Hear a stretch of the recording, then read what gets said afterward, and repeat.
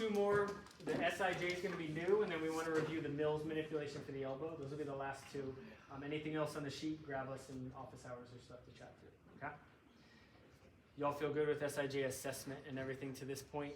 The indications for why. The reason you would manipulate are twofold probably.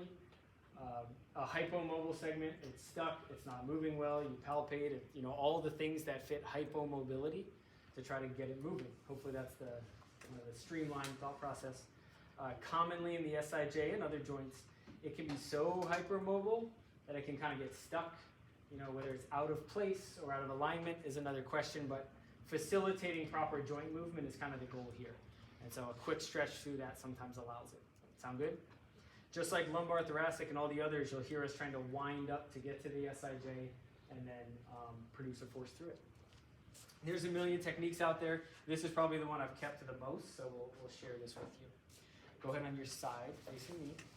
Looks a lot like the lumbar at this point. So I'm here, I'm rotating her up, sitting this down. This arm, rotating here, good, relax. Now this arm's gonna come back this way, okay? So far, looks very similar and normal.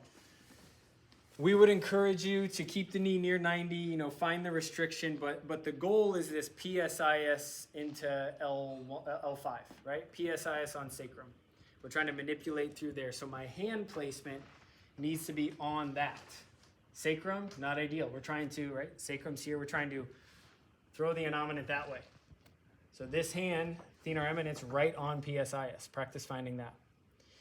The actual force and production is, Macy and I work together. So Macy, you feel me here. Okay, first you let me move, okay?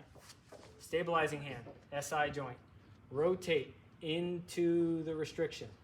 She feels it, I feel it. We're not going any further besides the thrust. So I'm all set up for my thrust right here, okay? Key indications that make this more successful. Wind it up, get him here. Most of y'all will be good here. One of the biggest things in Dr. Harris and my teaching, again, make sure you're on the innominate, make sure you're winding up. But if I'm up here, do y'all see my angle maybe isn't producing as much shear or distraction at the SI? So drop, right, on the ground or raise the table to where you're horizontal or even pushing up. So big successful shift if you get a little more force going that direction. The second piece I'll hear commonly for people, rather than to pull through her whole body, right before I thrust, I tell her to brace her core. So that tightens up here, and now I pop right through. Okay, I'll review all of that, but two key things to think of at the end. Go back to your sideline position for the setup. Left side SIJ is what we're treating. It was positive on my cluster, positive on all the Fortin signs. I'm going to bring her up at least to 90 degrees of hip flexion is my goal, so that I can create the innominate moving on the sacrum.